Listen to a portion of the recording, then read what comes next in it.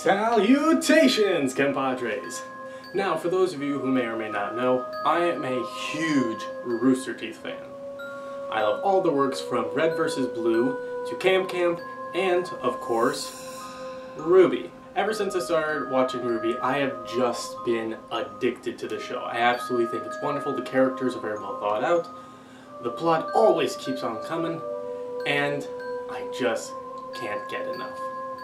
Now, in preparation for Volume 5, which I will be reacting to on this channel, that's right, you'll get to see me at my full nerdgastic power, I have decided to use this opportunity to introduce my brand new series, Top 6, because counting to 10 is so mainstream. Now, most people are using this time to do predictions on the upcoming volume, and some of the things that may happen, some of the things that won't, and all the little things in between.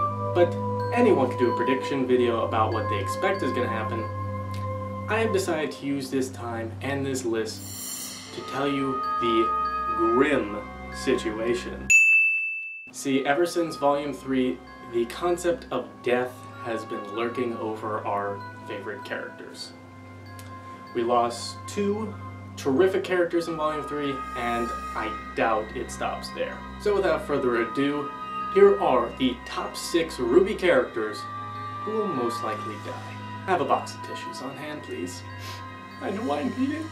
Number 6, Salem.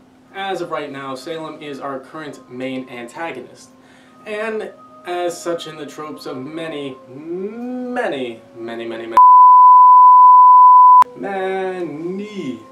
stories, the bad guy dies, the good guys survive. And that's it. So, of course, Salem is going to be a fake, because she is definitely not the kind of girl who's going to go down into anime jail. Nuh-uh. Salem is going to go down swinging as her maniacal plans fall. Now, this one's a bit obvious. I thought I'm not putting this on the list, but it's really hard to decide what characters are probably going to die, so... But don't worry, the other characters on this list are a lot less obvious. Number 5, Tyrion Kalos. Okay, I know what I just said, that I'd stop at the obvious ones, but this one matters. This is a very impactful death. See, as seen in Volume 4, Tyrion is an unstoppable, maniacal, psychotic villain, and I just couldn't get enough of his fight scenes. And just the way he presents himself, his movements, just everything about him is just perfection. So it's sad to say that he will die because he's an antagonist, but not only because of that, but because he is so devoted to Salem that he's willing to die for her. And the reason this is impactful is because you saw just how mad he can get when Salem is disappointed. He's like the middle child begging to impress Mommy Salem. And now this is what he will see as his moment. The ultimate sacrifice. A pointless death. As Salem just shakes her head as he dies. Wow, that got depressing, even though that is a villain. Shall we go on to the more happier characters and watch them die tragically? Yay! Number 4, General James Ironwood. Ironwood is the side to the side characters. He hasn't really done all that much in the few seasons he's been in, but he has a presence that's always felt. And his involvement with the Schnee Corporation in Volume 4 shows that there is definitely a tension there. I guess you could say that Jacques Schnee was giving Ironwood the cold shoulder. Hey, I'm trying to take Barbara's spot as the pun master, so shh! I am a huge Ironwood fan, and it would be really sad to see him go so short-lived with so little screen time, but it is a necessary death to move the story along. He will either die on the battlefield as he fights for the sake of Haven, but falls to the hands of Salem. Or maybe Jacques Schnee might try to terminate Ironwood, as to keep his company flowing and to allow the Schnee Corporation to expand throughout all of Revenant. And Jacques Schnee has no chill. I'll stop now. Number 3, Ilya Amatola. This is a really recent addition to the RWBY cast, being introduced in Volume 4 in the episode A Much Needed Talk.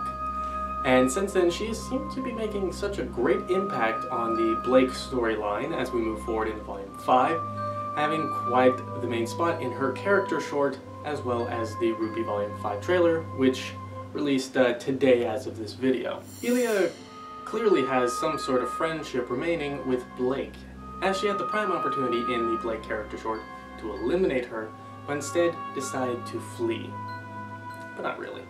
So Elia, of course, is gonna have the ultimate babyface turn leading up into Volume 5, maybe Volume 6 if she decides to last that long, and will most likely be murdered by Adam, thereby proving Blake's point of how everyone that's close to her gets hurt, which will motivate her to have a climactic showdown against Adam. It'll be sad to see such a new and intriguing character go so soon, but I feel like it's an inevitable probability. Oh god, make this stop. Number 2, Crow Bronwyn. Oh god, make this stop. In Volume 4, it seemed as though Crow was going to bite the dust on many occasions after almost getting killed by Tyrion twice and slowly dying of poisoning throughout the rest of Volume 4. But he is one strong SOB and survived to the end to drink another day. But I can't be the only one who felt like we were cheated of a truly memorable death as Crow passed away, motivating RWBY, giving her that big moment that her voice actress Lindsay has been talking about, sort of like how Yang lost her arm. RWBY needs that moment, and I feel like Crow's death would really motivate that. And with the introduction of Oscar being a more mentorish apprentice role, Crow's death can motivate so many people to rise to this cause that I'm surprised they didn't do it in Volume 4. But I feel like in Volume 5, by the end of it, oof, seems like Crow's gonna be flying off to another plane of existence. Ding, no, I'm not feeling that pun, no. And finally, number 1, oh god, this one hurts, Jean Arc. Let me just start off by saying, I don't want Jacques to die. Okay, he is my favorite character. His arc, full pun intended that time, his arc is absolutely beautiful as he starts out as the nerdy kid who wasn't meant to go to that school. And he just does the simple things like going after the big popular girl but doesn't realize that the girl of his dreams is right behind him. It's a beautiful story and it moves forward as he trains, he gets better, he starts to understand the world. He is essentially the audience getting pushed into this brand new world we've never seen before. And as of Volume 4, he finally got his character development after the loss of Pyrrha. Did I mention spoilers? The reason I think Jean is most likely going to die is because of the popular tragedy of Team Juniper theory.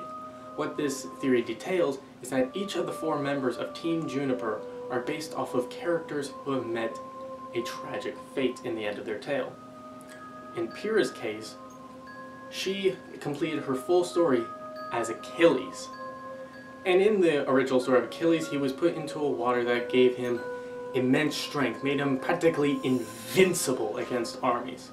The only weak spot was his Achilles heel. And when a smart opponent was able to exploit that spot and murder him through an arrow through the freaking foot. I used to be a Greek hero like you, and then I took an arrow right through the foot. That's memeish. Now, originally I don't think the RWBY characters were meant to live out their story, they were just inspired by the characters and shared some of the characteristics. In Pyrrha's case, right when she was about to die, she got an arrow straight through the heel. And moments later, she's incinerated and gone from our lives forever. So this clearly means that in some cases, the end of your story is the end of your life in RWBY. Each character in Juniper is based on tragedy. Ren as Mulan, Nora as Thor. And Jean Arc is, of course, the real-life Joan of Arc, who was burnt at the stake. And honestly, it's not quite hard to envision that being Jean's farewell. He is probably going to be very obsessive about revenge and avenging hears death that he goes after Cinder, or maybe even Salem or someone, most likely Cinder, and try to straight up slaughter her. Maybe he gets his wish, maybe he doesn't, or maybe he gets that heroic sacrifice. As fire consumes him, sacrifice himself for the greater good, and that is the end of our beloved Jean. Oh god, that was absolutely brutal. I need something really cute to help me right now. Yay, Zwei! That makes me happy. And that concludes my list here at Top 6. Thank you guys so much for watching. Don't forget that it's always time to subscribe. I will be seeing you with the Volume 5 reaction later this month. And this has been C to the N to the Pierce, and this is to the out.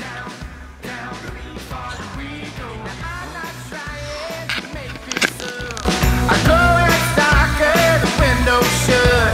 I ripped her shreds out my dirty jeans and keep the sun off of everything. Does this look like the face of mercy to you?